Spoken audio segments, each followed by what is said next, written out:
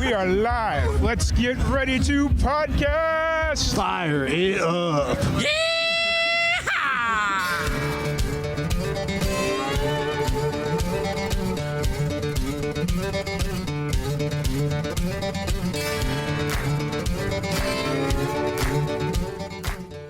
Welcome back to another live and amplified Indiefusion Podcast. I'm your host, Tom Kwiat, and we're back at it again with another amazing podcast. Today, we have a very special guest, plural. We have American Mile, we have Dez, we have Colton, we have Joseph. What's going on, guys?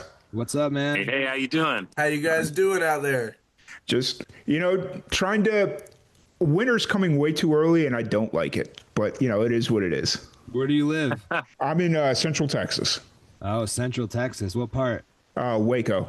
Waco. Nice. Right on. Oh, Yeah. man. So are all of you in California, or where are you all based out of? Yeah, we're all in SoCal. Nice. Now, born and raised in SoCal, or actually, let's start here. Let's have everybody run around the horn and introduce themselves and what they do in American Mile. I guess we can start with Dez. Yo, hey guys. So I'm Dez. I'm the bass player and do some background vocals for American Mile. I am born and raised in Southern California, a small little town called Moreno Valley, Riverside, California. If y'all are familiar with it, little maybe like an hour outside of LA. Nice. Go ahead, Colton. All right, my name's Colton.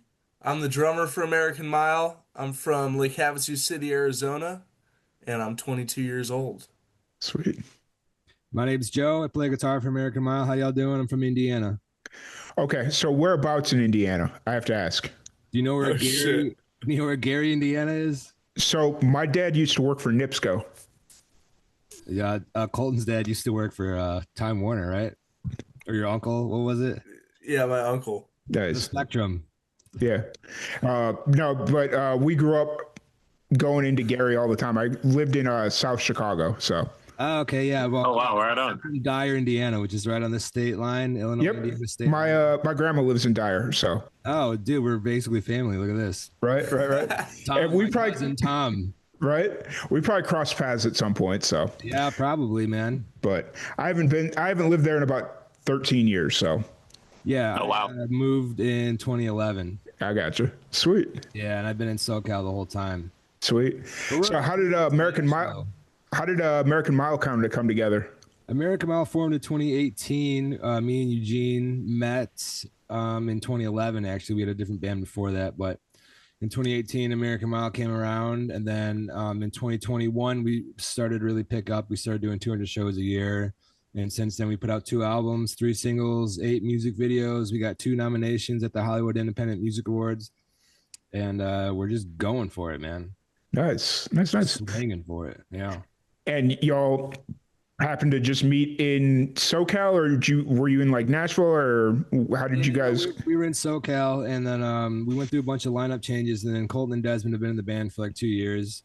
So it was nice to round that out. And we actually ended up finishing the last album with them when they joined the band. So it was a nice, cap on everything. Nice. So Close that chapter and open up a new one. right. So this current album is the the best representation of the band as it is currently. Yeah, I would say so. I mean, it's got Definitely, I think so. For what we have. I'd have to agree. a lot of different influences, a big variety on that record too. I don't know if you got a chance to listen to it, but there's everything from slow songs to funk songs to country songs to hard rock songs. So it's a little bit of everything for everyone. Nice. Now, was that the idea when you were for the band, or even for this album specifically? Was it to kind of be eclectic with the styles or the genres, or? I don't think it was unintentional. We wrote like 40 songs for the album, and then we kind of narrowed it down to what we like and what we didn't like, and the ones that we liked the most we just did, and it felt authentic to us. So that's it. We try to do everything to make it feel authentic and real, and we try, if something feels off or feels fake, we don't do it. Nice. Right. Sweet. And how long, or you said you wrote 40 songs for this album. Was that over the course of like a couple of years, or did it all kind of come together pretty quickly? When the lockdowns happened, Eugene ended up living across the street from me. And so we would just hang out every day and write music by the pool and Nice. smoke weed and drink beer. And Fair. what people do. But it took 3 years to record the album because we were going through lineup changes and the studio we were working out of closed down and relocated. And on top of all this, we're still playing 200 shows a year so we can pay our bills and stay on the road. So it took a long time to get everything together. I wish it was just like, oh, we just set up some microphones and had a party and it was over. But no, Right. it's like, you know, a lot of work. It's never that easy, is it? Where it's just like, hey, it came together and we just did it in a night and it was a good time. It's always a hard issue. Something going on, you know? Right. Hey, so you brought up there's a fourth member that isn't here with us today, correct? Yeah, that'd be Eugene. He's the lead singer of the band, also plays some rhythm guitar there. So he couldn't make it today, but, you know, all good. We got 3/4. That's passing in my book, right? 3/4 of a mile. Yes. 3/4 of a mile. There you go. That's 3 laps, baby. Come on. Could we call 3/4 an American mile? Maybe. I don't know. There you go. You can today. I don't know. I was reaching for something. I don't think it was there quite. But I think you got it. I think you're right there. Fair. So you said you play over 200 shows a year, correct? Yeah. Yeah, 200 shows a year. Is that pretty much all up and down the West Coast, or will you come out to like Texas and Nashville and stuff like that? A lot of it's on the West Coast, but this year we did hit Texas. We hit Nashville. We kind of expanded a little bit this year, and we'll be moving to Nashville pretty soon here, and really trying to expand on the East Coast as well. Sweet. That was going to be my next question. Was the goal to kind of stay in South or SoCal, or to move somewhere, or?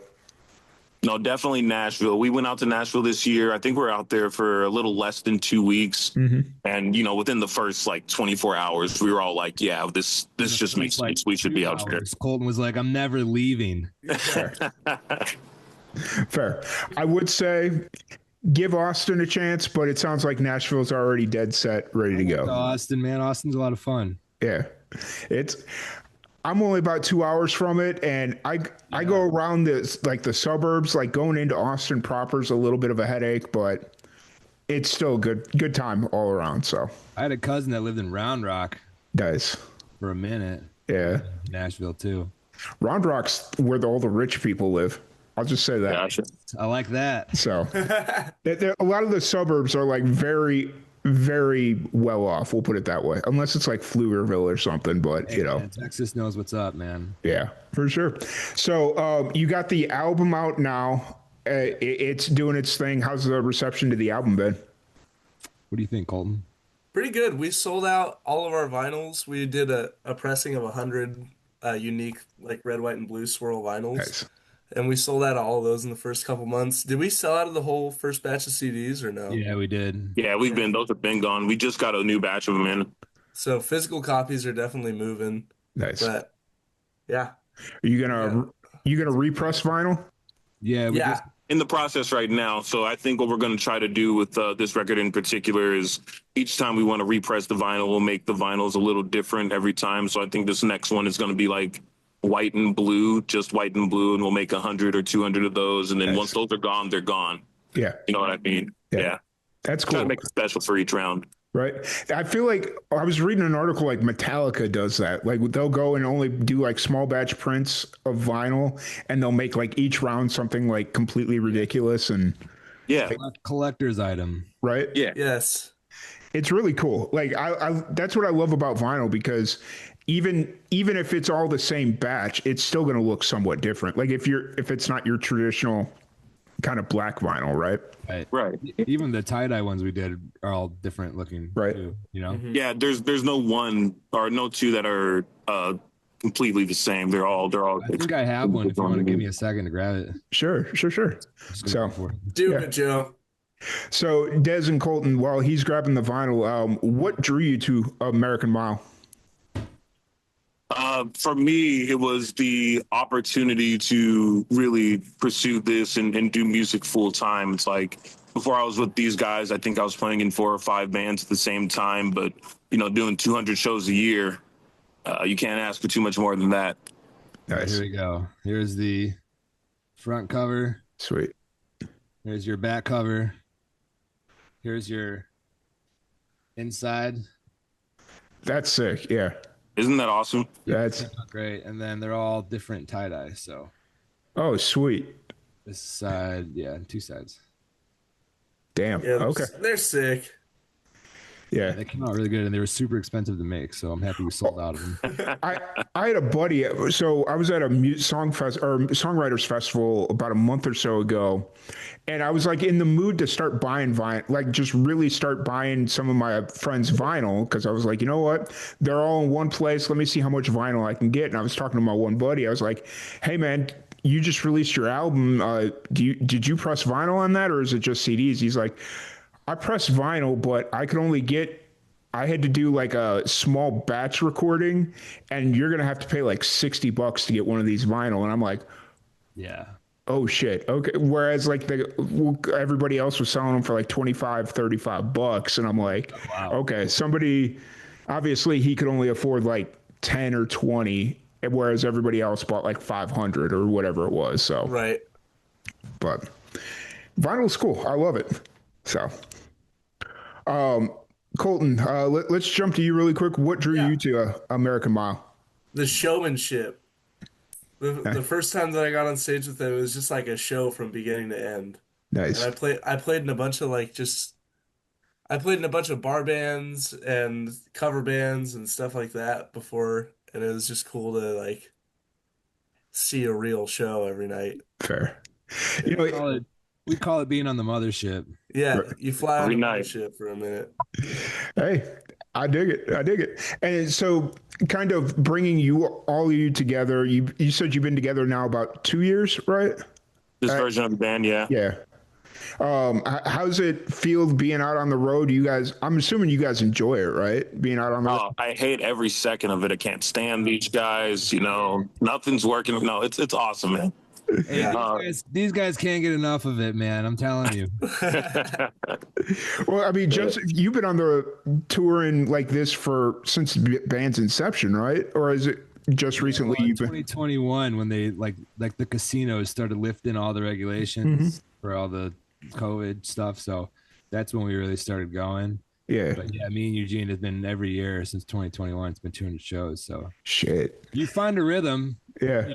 It's usually like a Thursday to Sunday, Wednesday to Sunday type of deal. But that's 200 shows is the show days. You're not even including the travel days and then everything you're trying to get done during the week before you leave again, because you're on the road. It's like sometimes, I mean, we have a hot spot now that we work from, but we hit dead zones all the time. So constantly feeling like I'm trying to catch up on something. But aside from that, no, the shows are fun. We try to have a good time all the time. And the people we meet are very cool. They give us gifts all the time, random gifts, and someone gave us a pair of assless chaps the other night, which is crazy. True story. Someone gave us party balloons too. No. So who's going to Randy, man? It's crazy and weird and random. So who's going to be the first person to put on those assless chaps?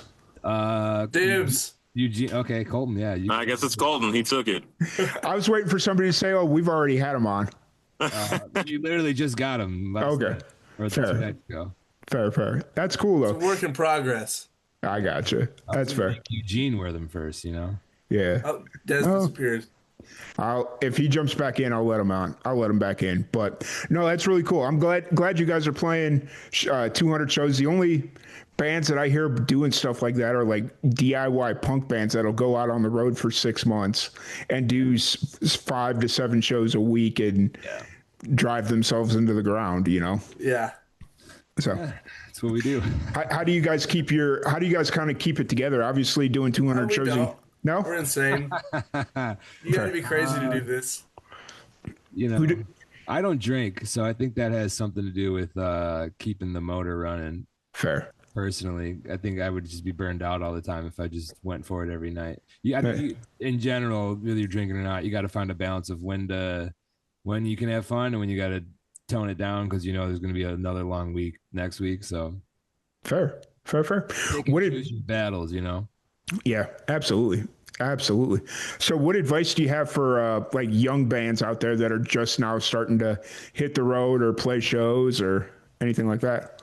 My advice would be to keep track of every dollar you have and open up an LLC if you can, and hire an attorney and make sure you don't get screwed anywhere. Get like an insurance policy, get all your business shit together, and try and keep track of everything, because we try to keep everyone basically on salary. So if we have a really good week, we get X amount, but a lot of that will go back into the band fund or in the bank account or whatever. And then we have a slow week, we can pull from the bank account. So we're not like running around like crazy, like, oh my God, how am I going to eat this week? So I think a lot of bands, they just like, oh, they get paid and they split it up and then that's it. The money's just gone.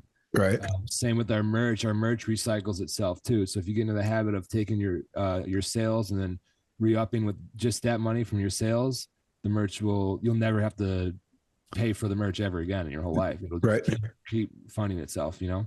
Yeah, for sure. That's actually really sound advice, because being in a band is a completely different animal than being like a singer-songwriter out on the road by yourself, where you're only worried about yourself. You're not worried about anybody else. Where in a band, you've got four. Yeah, there's sometimes they have to eat and sleep and, you know, make sure they look good on stage, you know? Right. And this is nobody's hobby. Like, y'all do this for a living. So it's, This is our job. This is our real job. So for sure. Do you have any advice now that you've been around for a minute?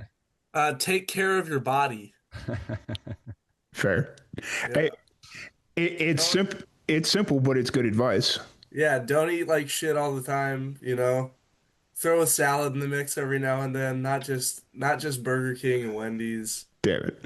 I'd probably die on the road. If I were doing 200 shows a year, I'd probably die on the road, because yes, I drink water. Like, I'm pretty good about drinking my water, but the amount of shit that I eat is just, Oh, dude, you gotta change that. But I'm trying to be better about it, you know.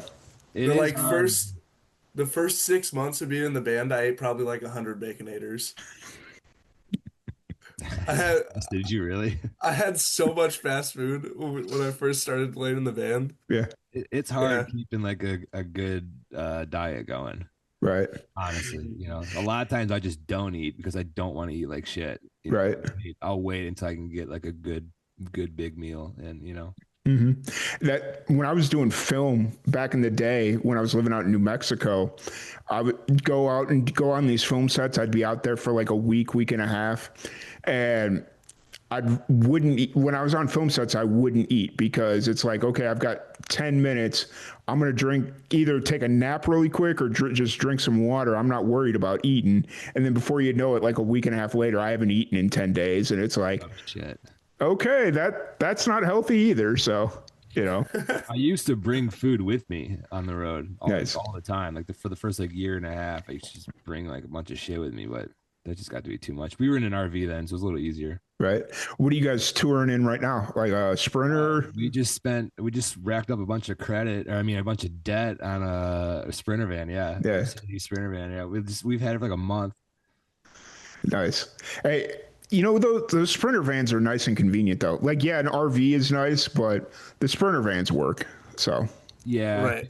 You can park in one spot. Like everything's just one vehicle length. You know what I mean? Like the RV, it was like a 30-foot RV, and it was just massive, dude. Like it was just too much to deal with. And then we were renting vans for a while, and then I think we might have had 2 RVs actually. Now that I'm thinking about it, but the Sprinter van, the new Sprinter van we just got, it's not new, it's used, but it's definitely probably my favorite. Nice. Stand up in it. Yeah. You can recline in the back.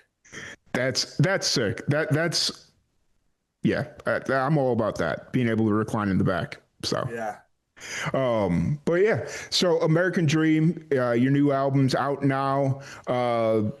It'll soon be. Or did you reorder the CDs, or is it just kind of digital right now and you're kind of in the process of reordering physical?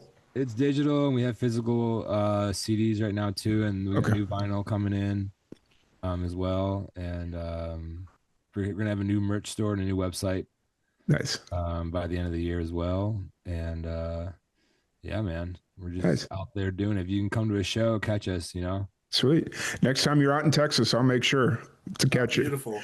Were you guys up in Dallas when you came through this year? Yeah, we were in Dallas in May. Okay. Double wide. We played the double wide. Yep. Yeah. That was a good show. Because when I booked the podcast, I was trying to figure out where I recognized the name from. And I was sitting there, and as soon as you said you were touring Dallas, I saw your flyers for your Dallas show. So. Oh, really? Oh, that's cool.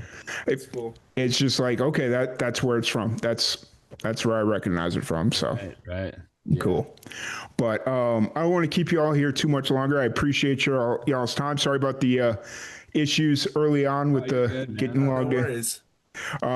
For people to check out American Dream, buy American Dream shows, social media, all that fun stuff, where's the best place to find you? Go ahead, Colton. Instagram, TikTok, Facebook, YouTube.